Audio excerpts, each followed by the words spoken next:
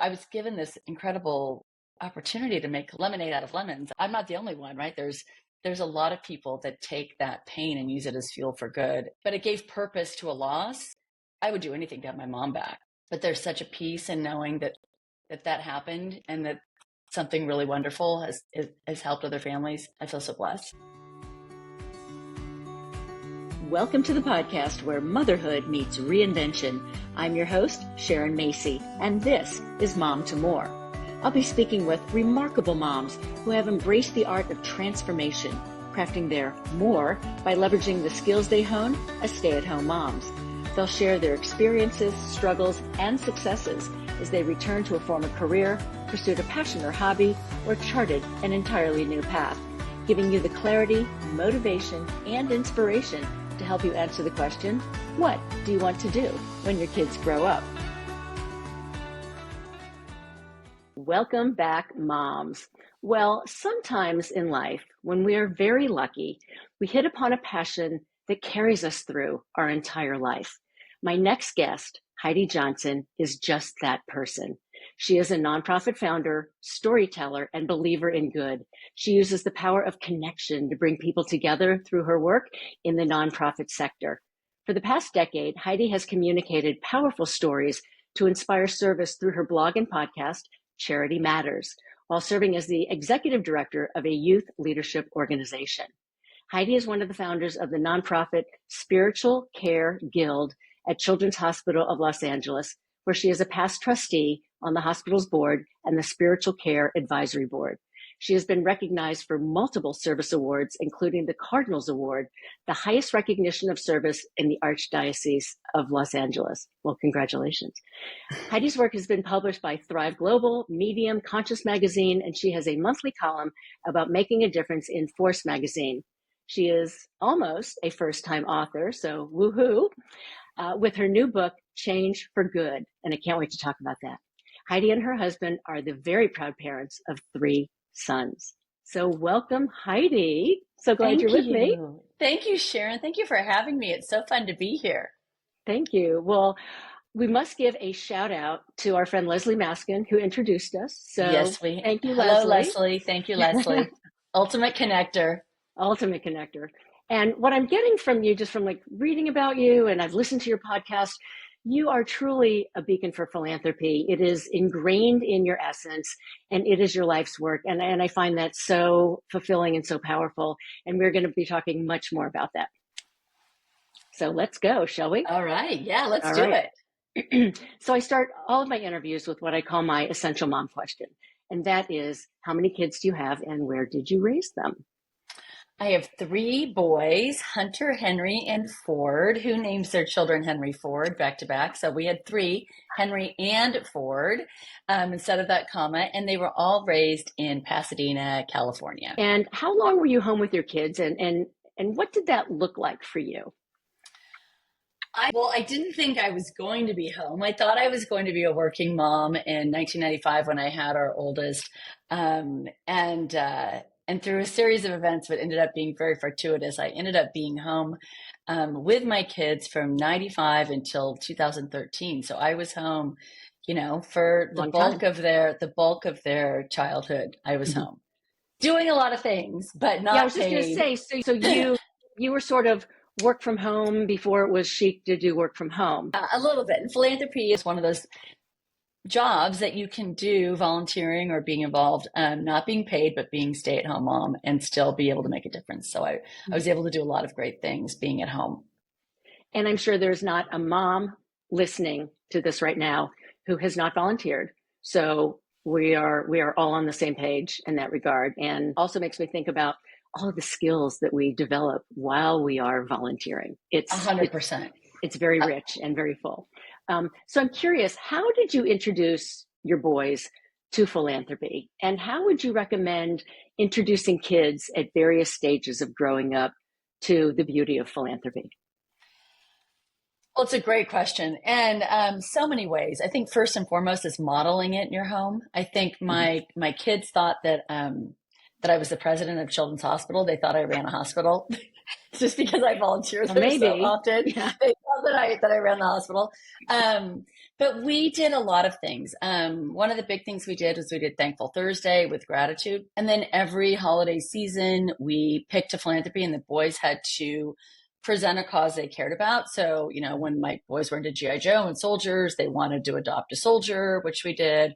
When they were into animals, they wanted to do something for the Humane Society. So they would pitch and we would pick a cause and they would have to do a little research. And so they were involved from an early age. They knew it's just part of what we do. It was not even what are you introducing this? It was just always something that we did as a family, and that they saw, and that my family did, and that I wanted my sons to do. And they've gone on and done some really incredible things.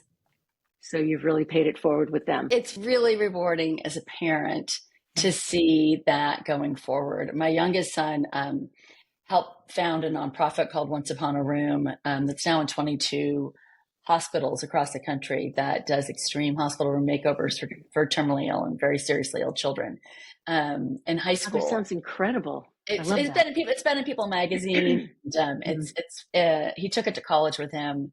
So, I mean, they've done some pretty great things. Yeah. Yeah. And that is something that is near and dear to our family's heart. We have been supporting nonprofits locally, since our kids were very young, and to them, the kids that they ran across in the nonprofits, like a local one that I was on the board of, and we've been involved with for years.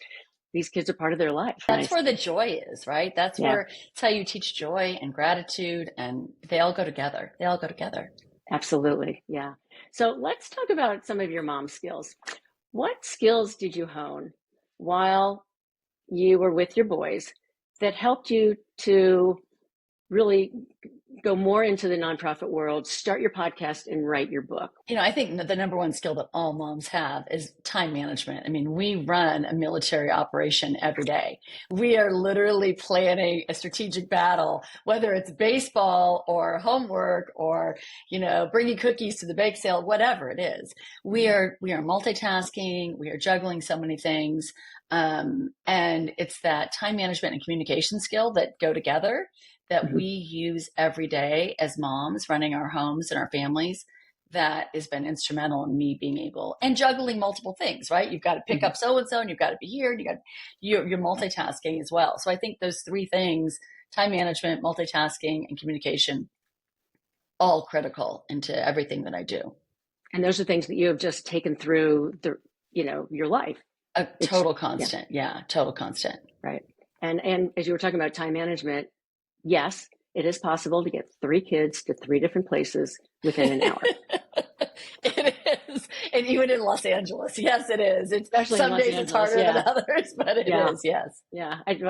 So I wanted to sort of rewind the clock for a moment and talk to you about, you had a tragedy years ago that altered your life. And would you share that with our listeners? Yes, absolutely. I mean, I really believe that change sometimes comes to us in an earthquake and in big cataclysmic moments that cause these tectonic shifts in our lives.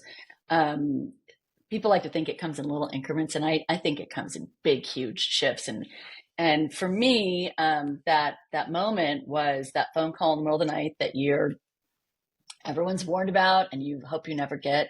I was 35 years old, and the phone rang in the middle of the night. I think they were 6, 4, and 1 or something like that, little boys. And my parents were celebrating their 60th birthdays in Mexico, 4 couples, all best friends, having time of their lives. And they were hit by a bus. They were hit by a huge tour bus. And every couple lost a spouse. So 3 people dead. My mother was killed instantly. And then 1 brain dead, he's still alive. So every couple lost a spouse. So my father was in a coma for a month after the accident, and woke up, and his best friends and his wife of 36 years was gone. The funerals had happened, and it was just that nightmare that you can't even fathom. But in that moment, we had everything you could ask for as far as community and people bringing diapers and food and Mm-hmm. helping do Christmas cards. And I mean, just, I couldn't pay back in a lifetime what we received. But what really got us through was kind of faith and knowing that somehow faith really carried us through. And that moment ended up changing everything and sending me down the nonprofit path. What was the next thing that happened that was a result of this horrible tragedy that you had to live through? So my dad went home Thanksgiving Day in 2002 of the accident. And I got a call the following November, almost a year to the day of the accident, which is kind of weird. And my friend who was a priest at Children's Hospital Los Angeles, and he said, Heidi, will you bring some friends down to CHLA? I am the only person here for 300,000 kids. There's no one at night. There's no one on weekends. There's no one to greet the helicopter. There's no one to give a blessing before surgery or a last rite or anything. And he said, and I'm only representing one religion, and we represent so many faiths. I want to start a nonprofit that will provide chaplains of all faiths at CHLA, and I want you to come down. And I said, I've got nothing. I'm grieving. I've got little kids. But I went down, and we all went down. 9 of us went down, and we were on a tour, and we ran into a woman whose little boy was run over in drop-off line. She was a single mom. And oh my gosh. And he was not supposed to live. And Father John greeted her at the helicopter and sat with her through his surgery. And Father John came every single day for a month. And in that hallway, she looked at us and she said, you know, he's going home on Thanksgiving Day, which was the day my dad had gone home, almost exactly a year to the day of being in that hospital. And in that moment, I knew I was being called to serve. And we all decided to start a nonprofit called Spiritual Care. And today we have 27 chaplains of religions. I don't even know what they are. We have a $10 million interfaith center, and we're a national template of pediatric chaplaincy. So we changed the culture of a 100-year-old hospital. Right. I think that is amazing. And what's so incredible to me is how people can turn a tragedy, which is still there, into something so positive that will endure going forward and be a beacon of hope for so many others. Right. And you did that through your grief. And that's incredible, Heidi. We all get a bad card in our hand. It happens, right? Life, none of us get out of here without getting handed one. And you don't know what's going to happen when you get that card. You don't know how you're going to handle it. You don't know I was also presented an opportunity that presented itself. And so I was given this incredible opportunity to make lemonade out of lemons. I'm not the only one, right? There's a lot of people that take that pain and use it as fuel for good. But it gave purpose to a loss. And when I think about the hundreds of thousands of children each year that have chaplains now and families in those critical moments of their life, I would do anything to have my mom back. I would do anything. But there's such a peace in knowing that happened and that something really wonderful has helped other families. Right. That I feel so blessed. I feel so blessed. Absolutely. What a legacy. And also, as you said earlier, that all the women who started it, all volunteers. All of us moms, all volunteers. 100%. Yeah. Just think of all the skills that these women have acquired, including you volunteering. So 100%. Yeah. All right. So let's talk about the Charity Matters podcast. I think it's wonderful. I know I introduced you to the Filling in the Blanks ladies. Thank you. Thank you. Tina, they're fantastic. And I know they were on your show. God, they're amazing. I love what they do, and we're supporters of theirs. So what I love about you said your Charity Matters podcast, it actually started as a TV show. You interview modern day heroes who started nonprofits.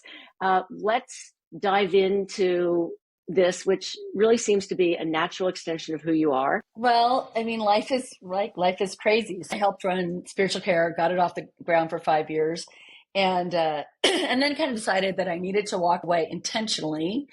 My husband says you should enter everything with an exit strategy except a marriage. Thank God. Touche to that, yeah. Spiritual Care was going to kindergarten. It was going to be 5, and it was ready to have new leadership. And so I intentionally walked away. But I really started wondering in the 5 years of doing this work of being, an unpaid CEO and a volunteer, who are these people who start nonprofits? There's 1.6 million nonprofits in the United States. Who starts this and what's their story? And at the time, there wasn't a CNN Heroes. There wasn't People Magazine, Heroes Among Us. Those didn't exist.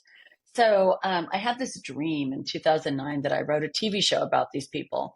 And I got up in the middle of the night and I wrote all about the dream. And the next day I said to my husband, I think I'm going to write a TV show. Do you think that's crazy? And he said, no, you didn't know how to start a nonprofit, and you did that. I live in LA, and we had a lot of friends that were in the industry. And so I called some friends and I go, oh yeah, Heidi, go to the Writers Guild and log your treatment and create it and da da da. So I did.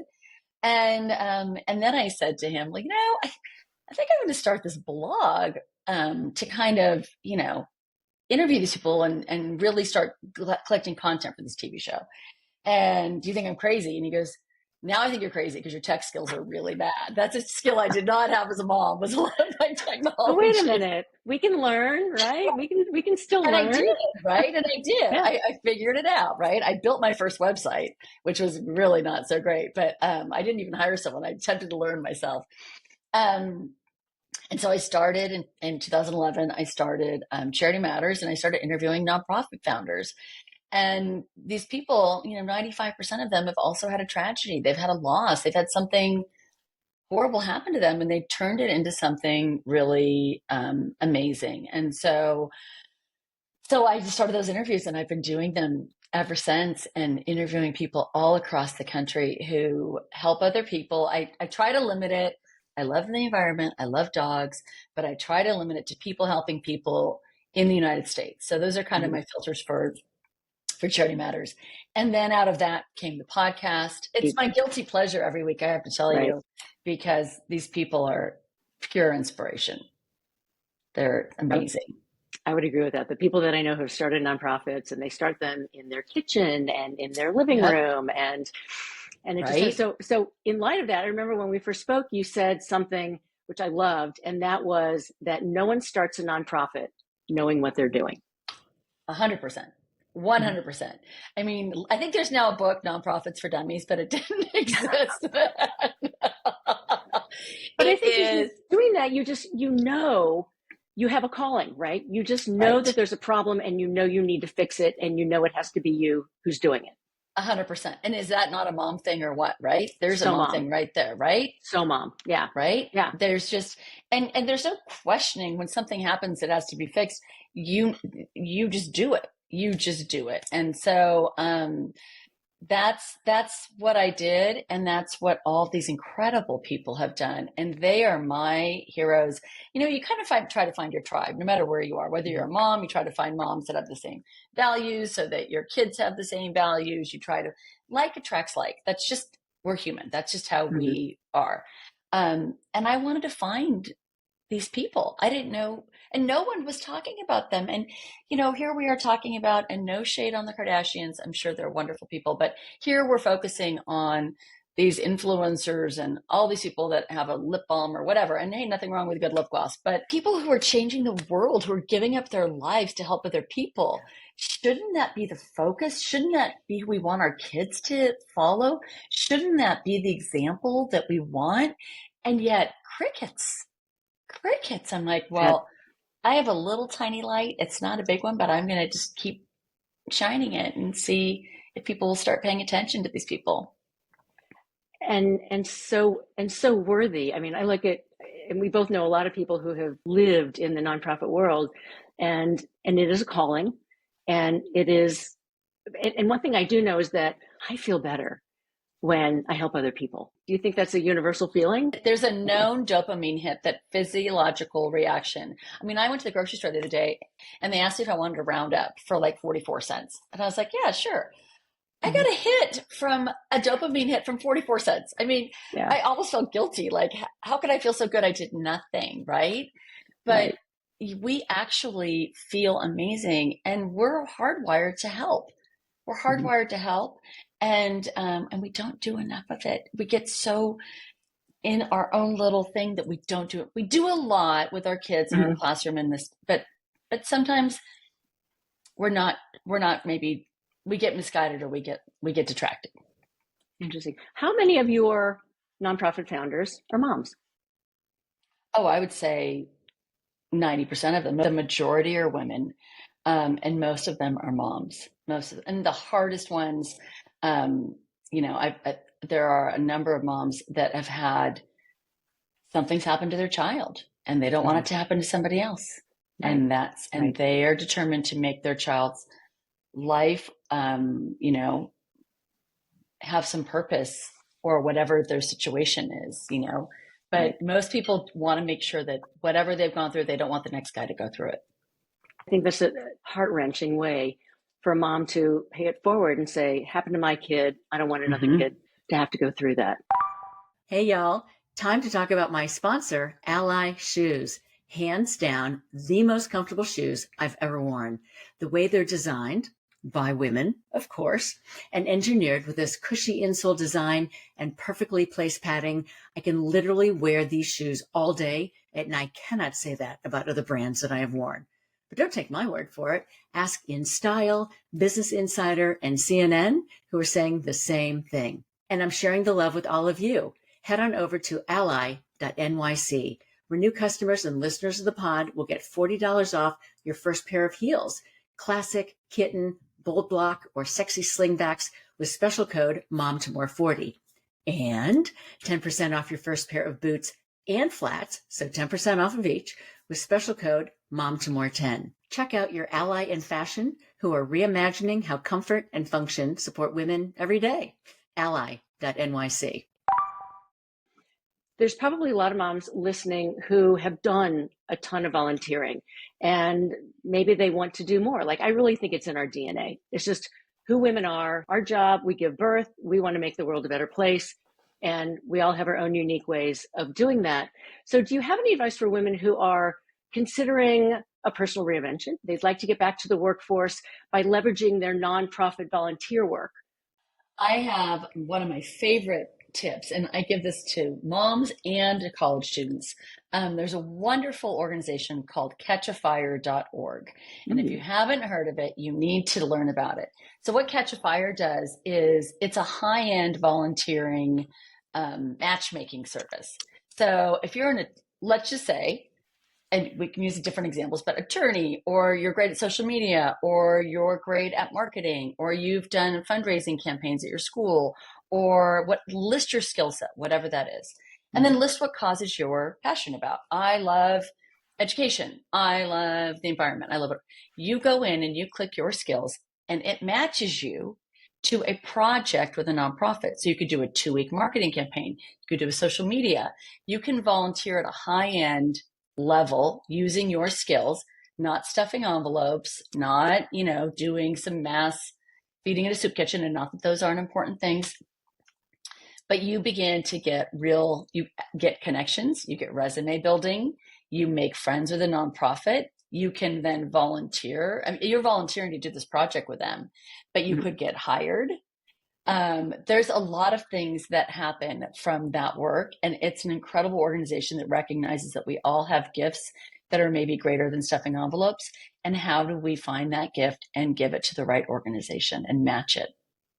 This is fantastic. I will make sure that this is in the show notes, because what a great resource for moms. And knowing, and you and I both probably know so many women who are so extraordinary at what they do. And this is a way to channel that beautiful energy that they have into something so meaningful and so necessary.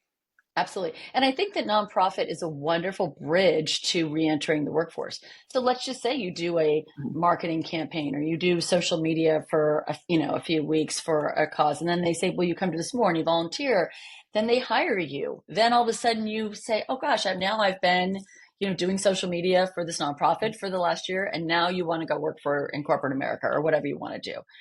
It's a wonderful bridge that we need those bridges to get back, right?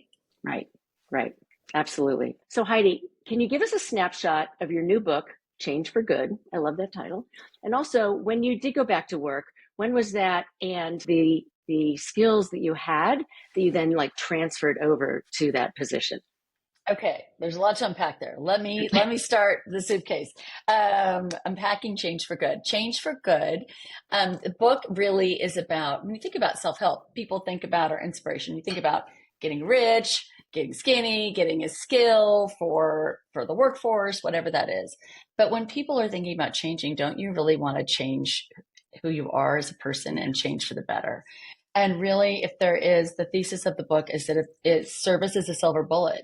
And you mentioned this earlier, service is the one thing that if you want to physically feel better, you physically feel better when you serve, you emotionally feel better, you get connections through all of the volunteer work. Think of all the mom friends you've made volunteering in the classroom or how you've done. Service checks almost every single box for us as humans of what we really need.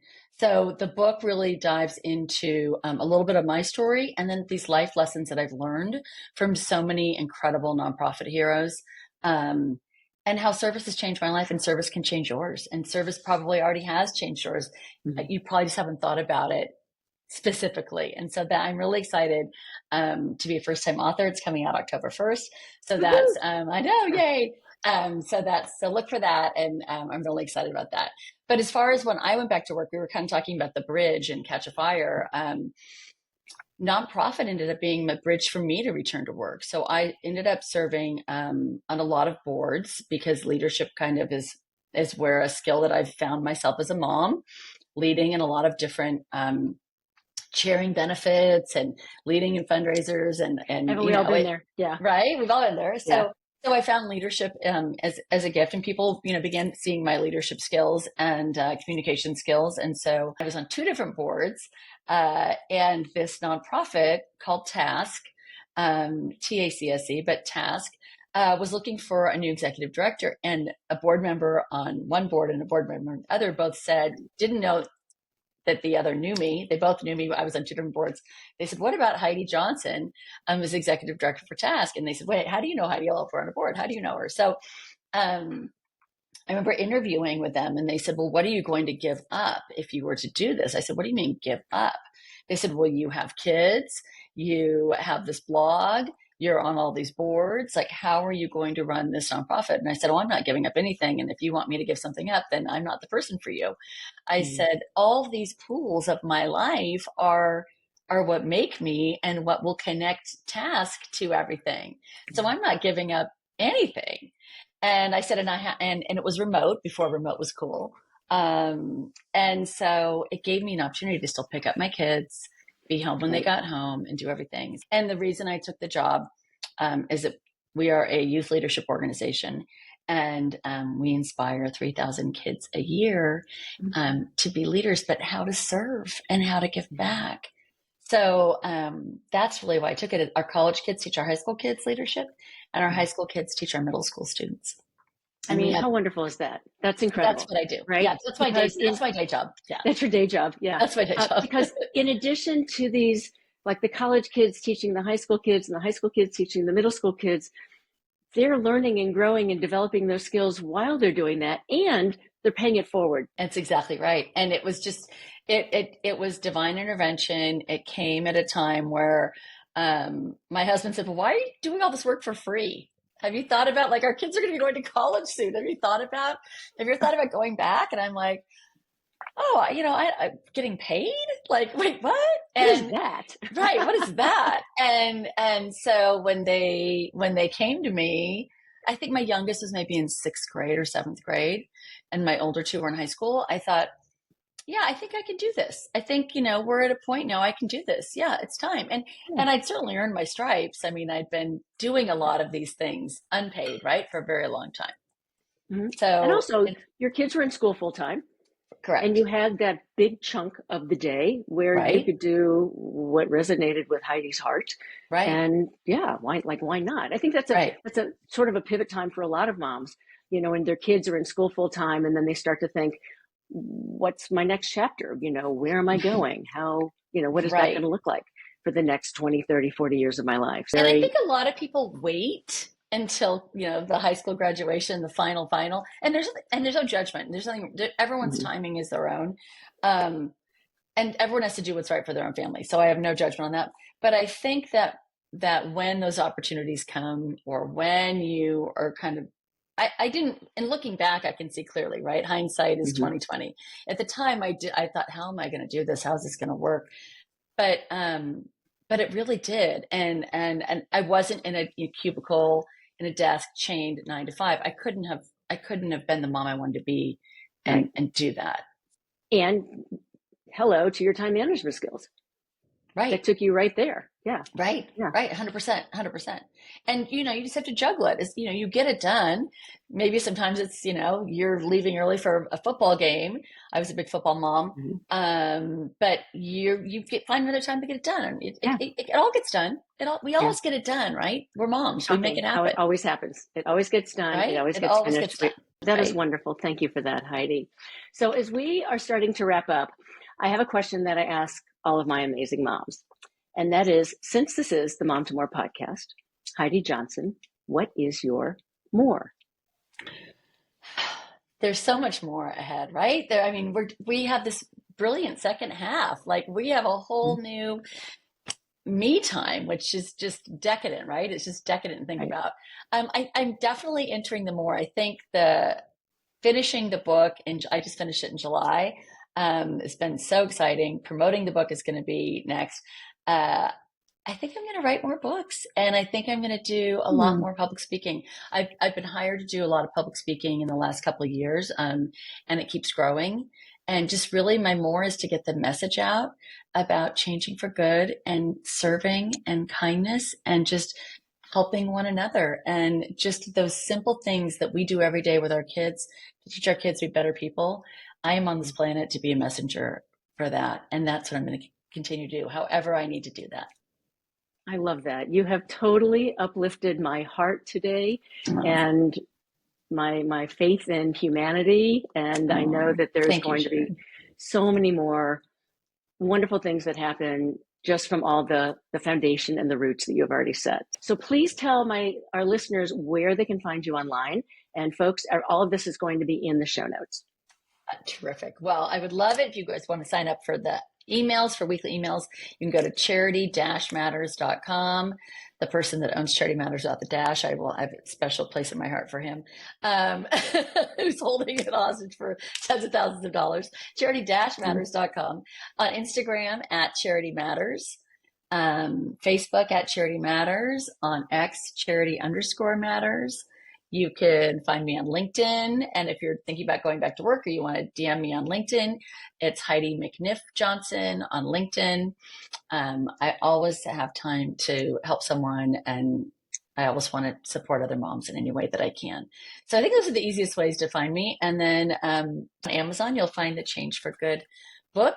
Early congratulations on that. That's super exciting. Thank you. Johnson. Charity Matters. Thank you so much for your time today, for your wisdom, for refreshing in everyone's mind the beauty of philanthropy and paying it forward and doing good in the world. Well, Sharon, thank you. And thank you for inspiring all the moms out there, because they can do anything. They already do. They're doing the best job that you can do in the world. And I'm really excited that you're bringing the service to them and to all of us, because we need to see that little beacon of light. So thank you for providing that for so many moms.